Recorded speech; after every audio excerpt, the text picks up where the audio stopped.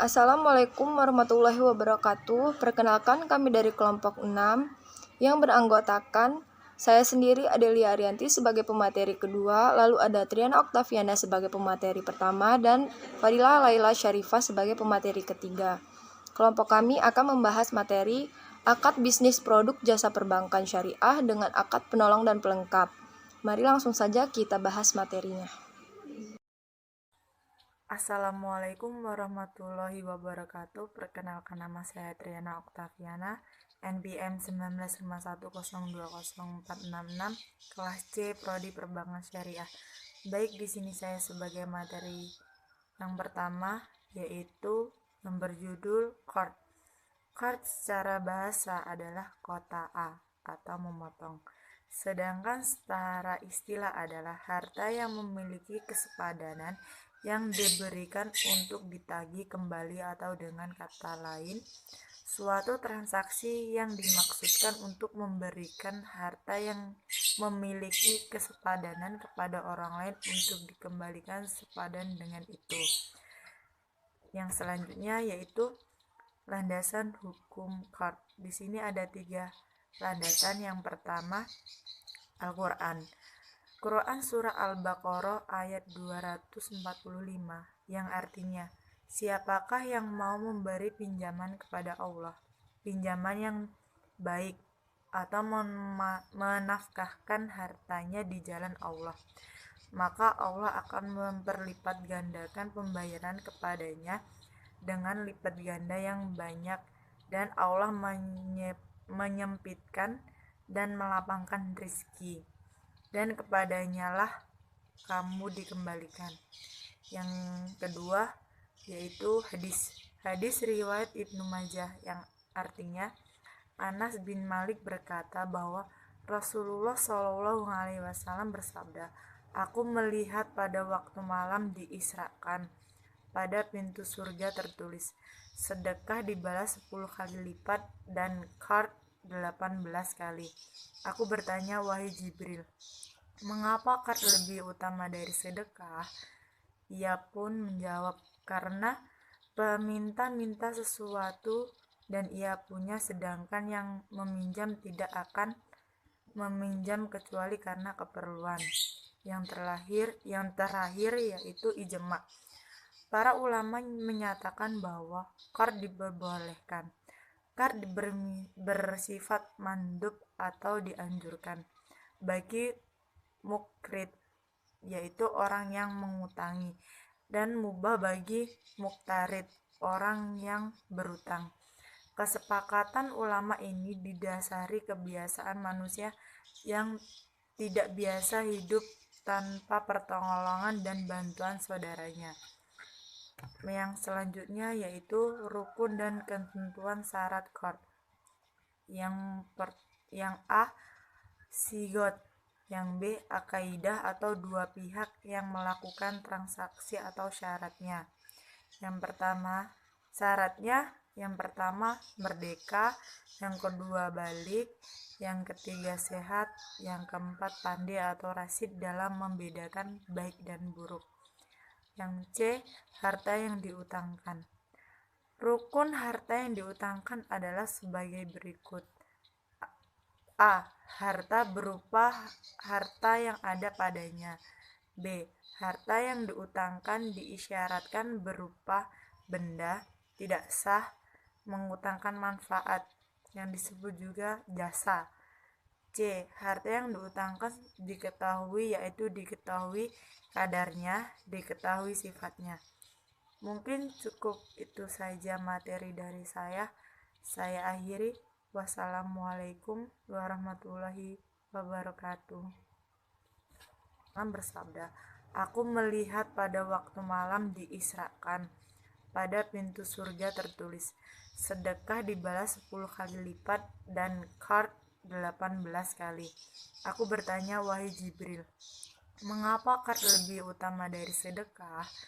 Ia pun menjawab, karena peminta minta sesuatu dan ia punya, sedangkan yang meminjam tidak akan meminjam kecuali karena keperluan. Yang terakhir yaitu ijma. Para ulama menyatakan bahwa qard diperbolehkan. Qard bersifat mandub atau dianjurkan bagi mukrid, yaitu orang yang mengutangi, dan mubah bagi muktarid, orang yang berutang. Kesepakatan ulama ini didasari kebiasaan manusia yang tidak biasa hidup tanpa pertolongan dan bantuan saudaranya. Yang selanjutnya yaitu rukun dan ketentuan syarat qard. Yang A, sigot, yang B, akaidah atau dua pihak yang melakukan transaksi atau syaratnya. Yang pertama, syaratnya yang pertama merdeka, yang kedua balik, yang ketiga sehat, yang keempat pandai atau rasyid dalam membedakan baik dan buruk. Yang C, harta yang diutangkan. Rukun harta yang diutangkan adalah sebagai berikut. A. Harta berupa harta yang ada padanya. B. Harta yang diutangkan diisyaratkan berupa benda, tidak sah, mengutangkan manfaat, yang disebut juga jasa. C. Harta yang diutangkan diketahui, yaitu diketahui kadarnya, diketahui sifatnya. Mungkin cukup itu saja materi dari saya. Saya akhiri. Wassalamualaikum warahmatullahi wabarakatuh. Assalamualaikum warahmatullahi wabarakatuh. Saya Adelia Arianti sebagai pemateri kedua. Untuk materi kedua yaitu ran. Pengertian ran. Secara etimologis, ran berarti tetap dan lama, sedangkan al-habs berarti menahan terhadap suatu barang dengan tak sehingga dapat dijadikan sebagai pembayaran dari barang tersebut. Ran dalam istilah terminologi positif disebut dengan barang jaminan, agunan, dan rungguhan. Dalam Islam, ran merupakan sarana saling tolong-menolong bagi umat Islam tanpa adanya imbalan. Sedangkan ada pengertian ran menurut para ahli. Yang pertama, ulama Syafi'iyah dan Hanabilah mengemukakan bahwa ran adalah menjadikan materi atau barang sebagai jaminan hutang yang dapat dijadikan pembayar hutang apabila orang yang berhutang tidak bisa membayar hutangnya tersebut. Yang kedua, menurut Hanafiyah, ran adalah menjadikan sesuatu atau barang sebagai jaminan terhadap hak atau piutang yang mungkin dijadikan sebagai pembayar hak atau piutang itu, baik seluruhnya maupun sebagian. Yang ketiga, menurut Malikiyah, ran adalah sesuatu yang bernilai harta yang diambil dari pemiliknya sebagai jaminan untuk hutang yang tetap atau mengikat atau menjadi tetap. Yang keempat, menurut Ahmad Azhar Bashir, ran adalah menjadikan sesuatu benda bernilai menurut pandangan syara sebagai tanggungan hutang. Dengan adanya benda yang menjadi tanggungan itu, seluruh atau sebagian hutang dapat diterima. Yang selanjutnya, menurut Muhammad Syafi'i Antonio, ran adalah menahan salah satu harta, nasabah atau rohin sebagai barang jaminan atau marhun atas pinjaman yang diterimanya. Marhun tersebut memiliki nilai ekonomis. Dengan demikian, pihak yang menahan atau penerima gadai murtahin memperoleh jaminan untuk dapat mengambil kembali seluruh atau sebagian piutang. Jadi menurut pengertian beberapa ahli tersebut, dapat disimpulkan bahwa ran atau gadai adalah menahan barang jaminan yang bersifat materi milik si peminjam atau rohin sebagai jaminan atau pinjaman yang diterimanya, dan barang yang diterima tersebut bernilai ekonomi sehingga pihak yang menahan atau murtahin memperoleh jaminan untuk mengambil kembali seluruh atau sebagian hutangnya dari barang gadai. Dimaksud bila pihak yang menggadai tidak dapat membayar hutang pada waktu yang ditentukan. Sifat ran secara umum dikategorikan sebagai akad yang bersifat derma, sebab apa yang diberikan penggadai atau rohin kepada penerima gadai atau murtahin tidak ditukar dengan sesuatu yang diberikan murtahin kepada rohin adalah hutang, bukan penukar atas barang yang digadaikan. Lalu yang kedua ada dasar hukum ran. Yang pertama, menurut Al-Quran, ada pada surah Al-Baqarah ayat 283 yang artinya, jika kamu dalam perjalanan dan bermuamalah tidak secara tunai, sedang kamu tidak memperoleh seorang penulis, maka hendaklah ada barang tanggungan yang dipegang atau oleh yang berpiutang. Akan tetapi, jika sebagian kamu mempercayai sebagian yang lain, maka hendaklah yang dipercaya itu menunaikan amanatnya atau hutangnya, dan hendaklah ia bertakwa kepada Allah Tuhannya. Dan janganlah kamu para saksi menyembunyikan persaksian, dan barang siapa yang menyembunyikannya, maka ia sesungguhnya adalah orang yang berdosa hatinya, dan Allah Maha mengetahui apa yang kamu kerjakan. Barang tanggungan itu diadakan bila satu sama lain tidak saling percaya. Yang kedua, menurut hadis, ada dalam hadis riwayat Al-Bukhari yang artinya dari Aisyah, sesungguhnya Nabi Shallallahu Alaihi Wasallam membeli makanan secara tidak tunai dari seorang Yahudi dengan menggadaikan baju besinya. Jadi menurut kesepakatan pakar fikih, peristiwa Rasulullah tersebut merupakan kasus pertama ar-ran dalam Islam yang dilakukan sendiri oleh Rasulullah. Jadi berdasarkan ayat dan hadis di atas, para ulama fikih sepakat mengatakan bahwa ran itu dibolehkan karena banyak kemaslahatan yang terkandung di dalamnya dalam rangka hubungan antar sesama manusia. Dasar hukum selanjutnya itu ijma.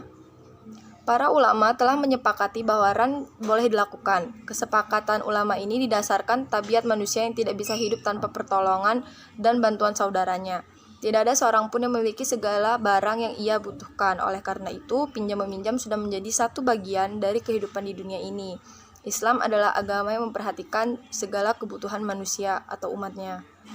Lalu menurut Fatwa DSN Syariah Nasional Majelis Ulama Indonesia, menurut Fatwa DSN MUI nomor 25 DSN MUI _3 2002 tentang tanggal 26 Juni 2002, dinyatakan bahwa pinjaman dengan menggadaikan barang sebagai jaminan hutang dalam bentuk ran dibolehkan. Jumhur ulama berpendapat bahwa ran disyariatkan pada waktu tidak bepergian maupun pada waktu bepergian.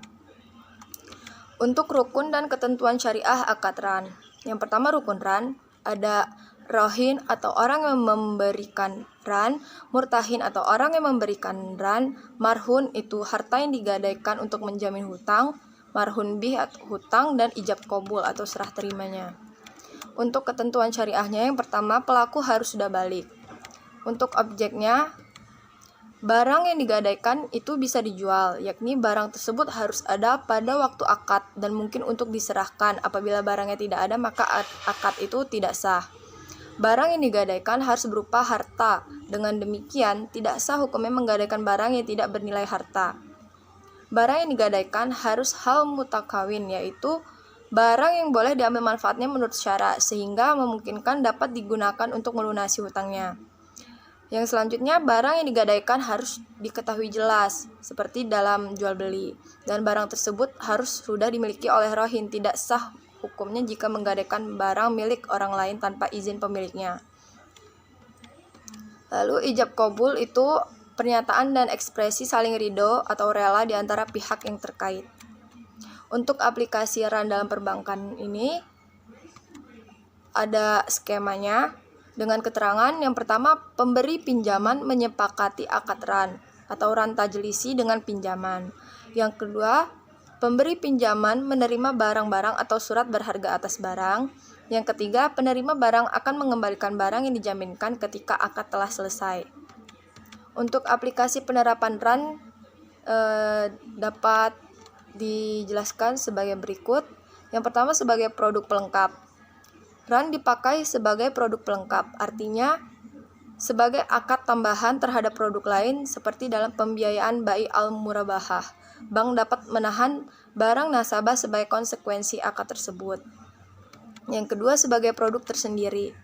Beberapa negara Islam termasuk Malaysia, akad ran telah dipakai sebagai alternatif dari pegadaian konvensional. Bedanya dengan pegadaian biasa, dalam ran nasabah tidak dikenakan bunga. Yang dipungut dari nasabah adalah biaya penitipan, pemeliharaan, penjagaan, serta penaksiran. Sekian materi dari saya, akan dilanjutkan oleh pemateri ketiga. Kepadanya saya persilahkan. Assalamualaikum warahmatullahi wabarakatuh. Saya Fadilah Laila Syarifah. Di sini saya akan melanjutkan membacakan materi tentang tabaru dari kelompok 6. Tabaru atau akad tabaru adalah akad yang dilakukan dengan tidak mengambil keuntungan dari aktivitas atau transaksi yang dijalankan oleh bank. Sebagai gantinya, para nasabah ini harus membayar biaya administrasinya. Akad ini juga bisa disebut dengan akad al-ajru walumullah, yaitu akad yang dilakukan oleh bank demi terciptanya sebuah transaksi yang mudah dan lancar bagi para penggunanya. Akad tabaru ini dilakukan bukan hanya untuk kepentingan bisnis, tapi juga untuk kepentingan akhirat, yaitu dengan menerapkan azas tolong-menolong. Akad tabaru bisa menjadi penjembatan bagi bank dalam melakukan aktivitas bisnisnya. Karena itu, tidak sedikit dari para calon nasabah ini yang tertarik dengan layanan yang diberikan oleh bank karena menurut mereka layanan tersebut itu diberikan dengan optimal dan sangat baik. Selanjutnya ada dasar hukum dari tabaruk. Ada dalam Quran surat Al-Maidah ayat 2 yang artinya, dan tolong menolonglah kamu dalam berbuat kebaikan dan takwa, dan jangan tolong menolong dalam berbuat dosa, dan bertakwalah kepada Allah, sesungguhnya siksa Allah amatlah berat.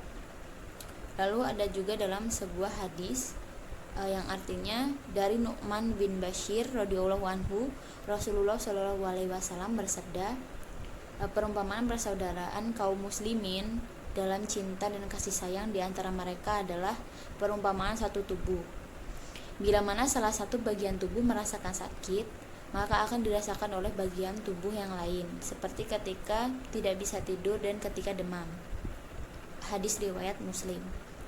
Yang ketiga ada bentuk dasar dari tabaruk. Yang pertama yaitu meminjamkan uang.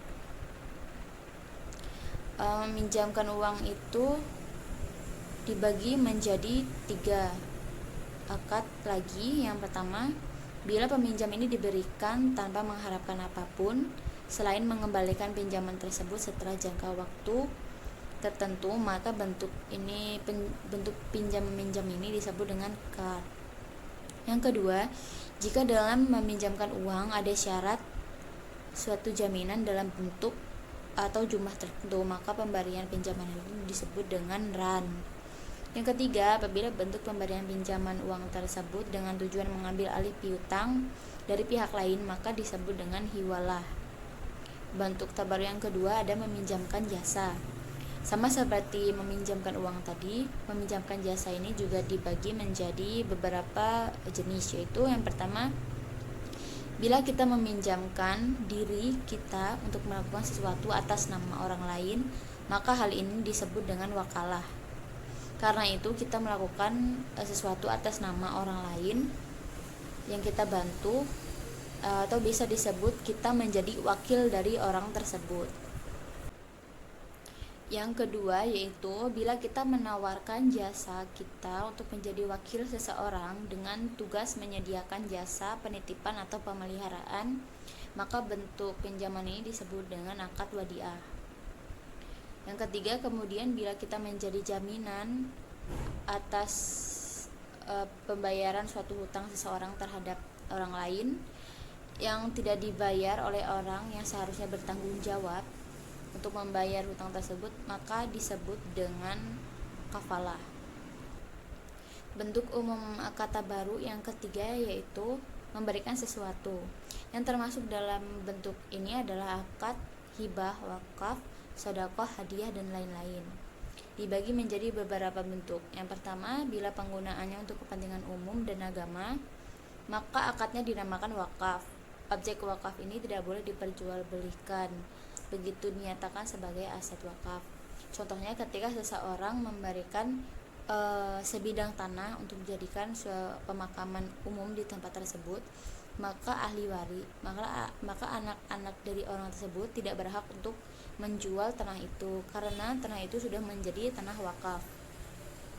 Yang kedua yaitu hadiah dan sedekah, atau pemberian sesuatu secara sukarela atau cuma-cuma kepada orang lain untuk satu bentuk penghargaan. Misalkan seseorang menang dalam sebuah perlombaan, lalu ada orang lain memberikan hadiah kepada orang tersebut sebagai suatu penghargaan. Mungkin sekian yang dapat saya sampaikan, kurang dan lebihnya saya mohon maaf. Saya akhiri. Wassalamualaikum warahmatullahi wabarakatuh.